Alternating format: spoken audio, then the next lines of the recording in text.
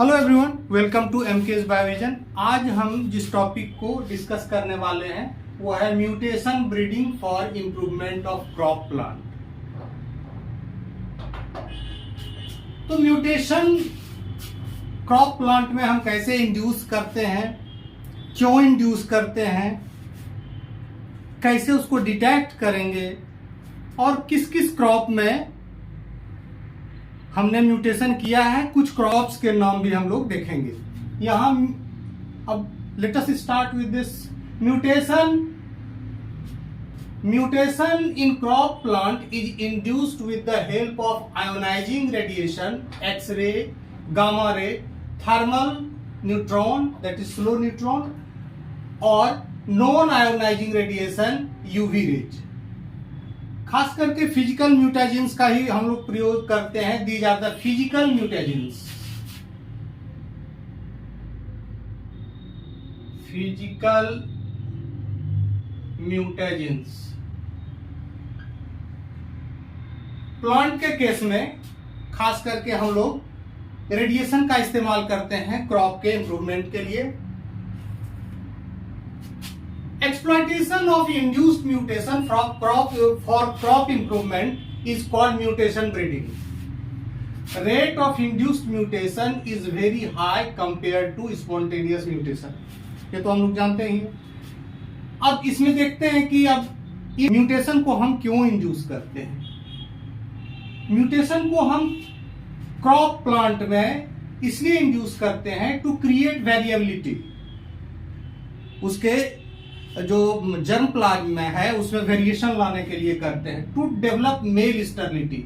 Mail sterility mutation से आता है। पार्शियल मेल स्टेरिलिटी जनरली आता है। पार्शियल और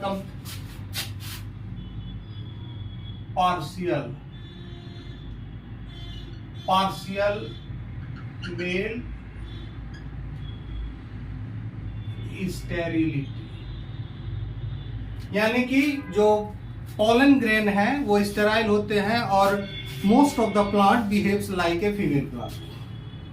when a variety is exceptionally good except one और फ्यू कैरेक्टर्स। जब किसी वेराइटी में सारी अच्छाइयां हो और एक या दो उसमें बुराई हो या उसमें कमी हो, तो वैसे केस में हम म्यूटेशन को इंड्यूस कराते हैं। इसका आप एग्जांपल अभी लेते हैं। When recessive character is desirable, हम लोग जानते हैं कि म्यूटेशन से most of the mutations are harmful, beneficial भी होते हैं। फिलहाल तो हम बेनिफिशियल म्यूटेशन की चर्चा करेंगे। और रिसेसिव नेचर का होता है मोस्ट ऑफ द म्यूटेशंस। ये वाइल्ड टाइप को बदलकर म्यूटेंट टाइप जो भी होता है वो मोस्टली रिसेसिव होता है। When desirable character is linked with undesirable character, कुछ कैरेक्टर जो मोस्टली एक ही क्रोमोसोम पर सटे सटे कैरेक्टर रहते हैं, नजदीक कैरेक्टर होते हैं, वैसे कैरेक्टर के यदि रहा कोई डिजायरेबल कैरेक्टर है और वो अनडिजायरेबल कैरेक्टर के साथ जुड़ा हुआ है, तो वैसे ही परिस्थिति में हम म्यूटेशन को इंड्यूस करते हैं। For example, yield is linked with disease susceptibility. कोई फंगल या बैक्टीरियल डिजीज प्लांट का हो और उससे प्लांट के यील्ड से वो जुड़ा हुआ हो, मतलब हाईली प्लांट हो लेकिन वो ससेप्टेबल हो। इस केस में हम कोशिश करते हैं कि प्लांट को डिजीज रेसिस्टेंट बनाए बिना उसके यील्ड को इफेक्ट किए हुए। उस स्थिति में हम म्यूटेशन का इस्तेमाल करते हैं। When no known source of desired character is available in germplasm stock, जो भी जर्मप्लाज्म अवेलेबल है उस पर्टिकुलर क्रॉप का, उसमें वो कैरेक्टर नहीं हो जो हम चाहते हैं, डिजायरेबल कैरेक्टर वो नहीं हो जो हम चाहते हैं, तो हम कैरेक्टर कहां से लाएंगे? तो एक ही तरीका है कि हम म्यूटेशन का सहारा लें। To create variability in vegetatively propagated plant. जो भी प्लांट, ये तो ब्रीडिंग का हुआ। वेजिटेटिवली प्रोपगेटेड प्लांट के लिए भी हम इसका इस्तेमाल करते हैं, जिसमें सोमेटिक म्यूटेशन कराएंगे और उसका ग्राफ्ट या क्या कहते हैं स्टेम का हम इस्तेमाल करते हैं क्रॉप को प्रोपगेट करने के लिए, तो उसमें भी इसका इस्तेमाल करते हैं। इसके बाद हम देखते हैं कि म्यूटेशन को डिटेक्ट कैसे करेंगे, प्लांट में कैसे इंड्यूस करेंगे और उसको डिटेक्ट कैसे करेंगे। अब हम देखते हैं डिटेक्शन ऑफ म्यूटेशन। म्यूटेशन को कैसे प्लांट में हम डिटेक्ट करते हैं।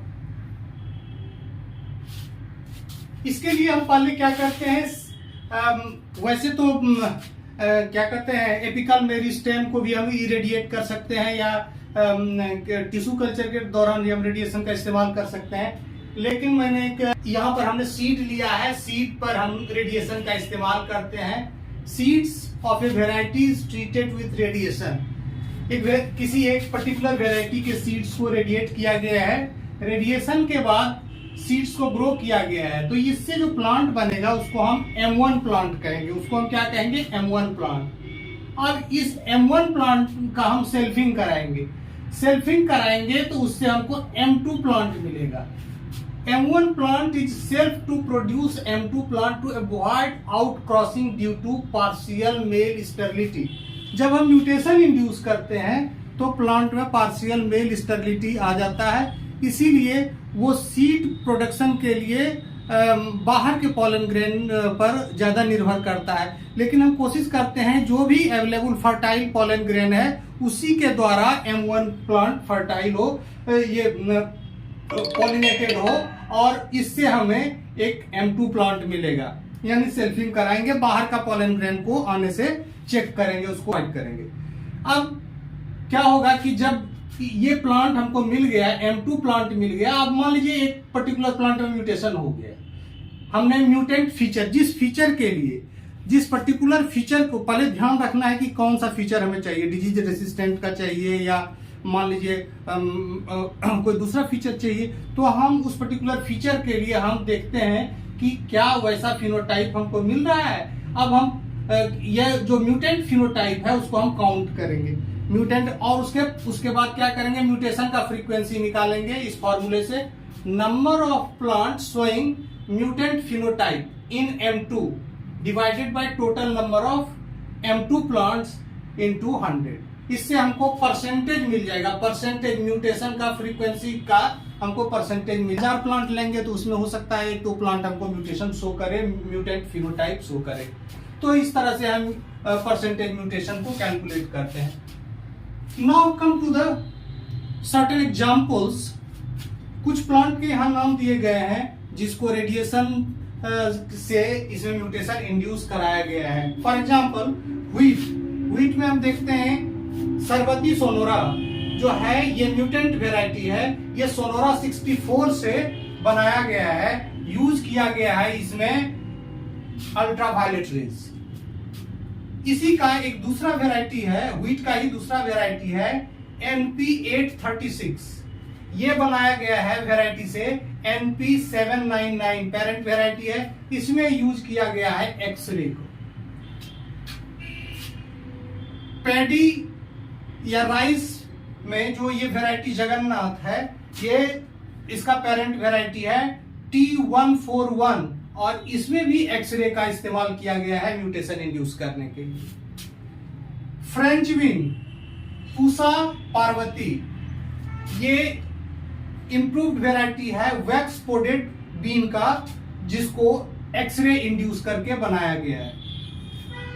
सिमिलरली टोमेटो जो है, टोमेटो का S12, ये वेराइटी सानक्स वेराइटी से बनाया गया है, इसमें गामा रे इंड्यूस किया गया है। आजकल ग्रीन हाउस, गामा गार्डन बनाया जाता है, गामा ग्रीन हाउस बनाया जाता है, उसमें हम क्रॉप को उगाते हैं और गामा रे उसमें कंटिन्यूअस मिलते रहता है, और इस तरह से भी हम इसको म्यूटेशन में इंड्यूस कराते हैं। कैस्टर की जो अर्ना वेराइटी है, म्यूटेंट वेराइटी है, ये बनाया गया है HC6 से, और इसमें थर्मल न्यूट्रॉन का इस्तेमाल किया गया है जो कि हीट प्रोड्यूस करता है, स्लो न्यूट्रॉन्स होते हैं। उसके बाद कॉटन में MCU10 वेराइटी, ये म्यूटेंट वेराइटी है, इसका पेरेंट वेराइटी है MCU4, ये बनाया गया है, इसमें भी गामा रे का इस्तेमाल हुआ है, इसमें गामा रे का इस्तेमाल हुआ है, और इस तरह से हमने कुछ एक वेराइटी का नाम लिया है, वैसे तो बहुत सारे वेराइटी हैं। तो आई थिंक कि म्यूटेशन ब्रीडिंग पर I have discussed every aspect of mutation breeding for the improvement of plant. आपको अच्छा लगा होगा कि हमारे चैनल को सब्सक्राइब कीजिए, लाइक कीजिए, शेयर कीजिए अपने फ्रेंड्स के बीच। और हमारे साथ बने रहिए। Okay, thank you.